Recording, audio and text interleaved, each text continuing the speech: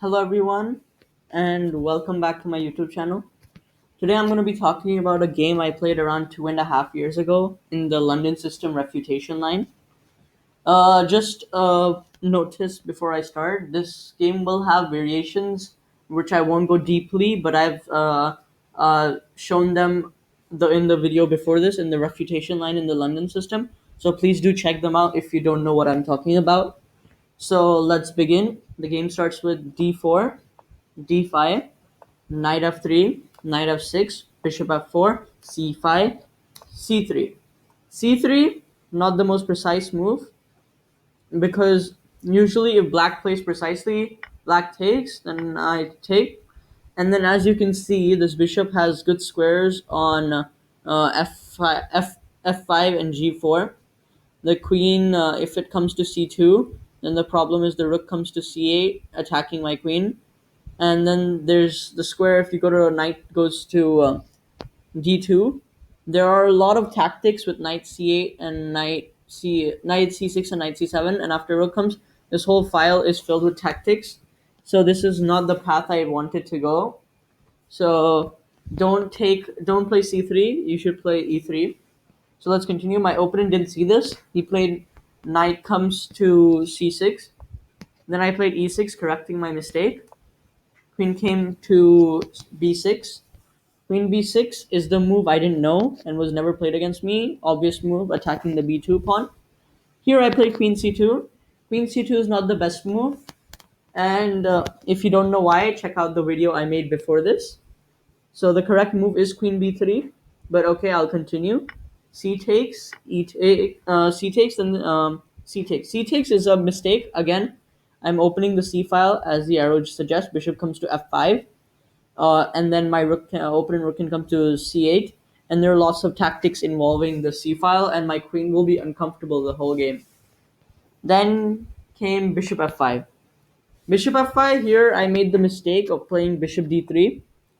So if you think bishop f5, what's the problem? Why can't I just take? It comes with queen takes b2, and then I am eventually losing this rook, and I will be down in exchange, and the position will be much worse, as this knight will also be kind of dead. So bishop d3 was a mistake which I made. Opponent played queen to a5 check. Queen to a5 check was a mistake by him. What he should have done was just simply taken. Then queen takes. Queen comes to b2 and queen comes to f3.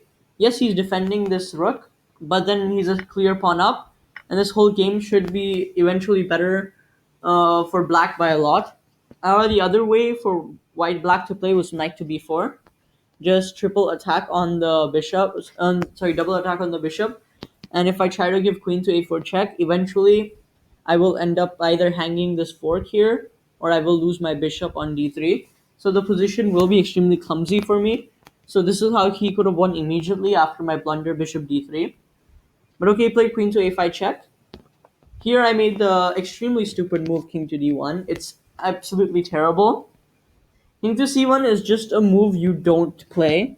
While I was playing this game, I was extremely scared that I have actually blundered something, which I did, but no, now he had also blundered back, and I played king to d1 for no good reason.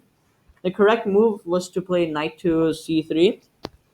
Knight to c3, I have some control of the position, because the only move that many people think is winning is knight comes to b4, double attacking.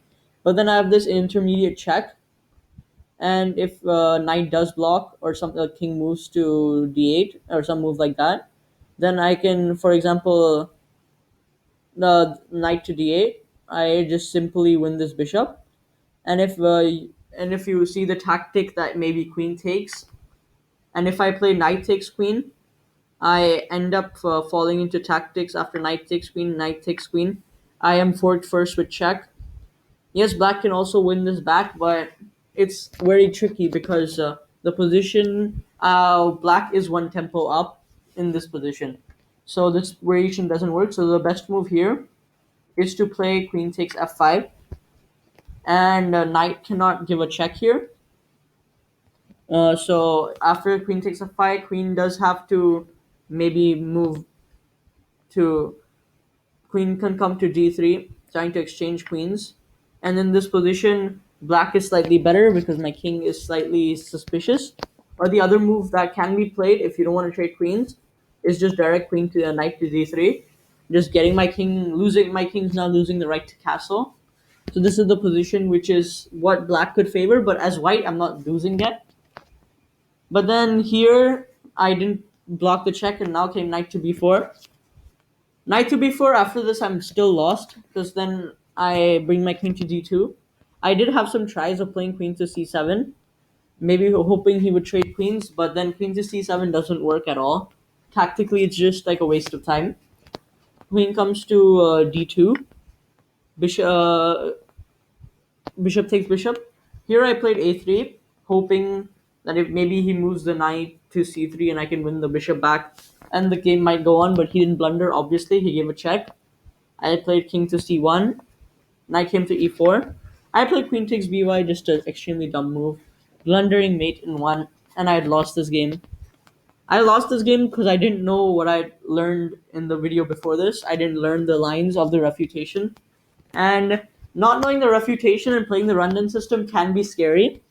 It's funny to me that this line, when I'd played the London system for around 6 months by then, and I'd never seen this.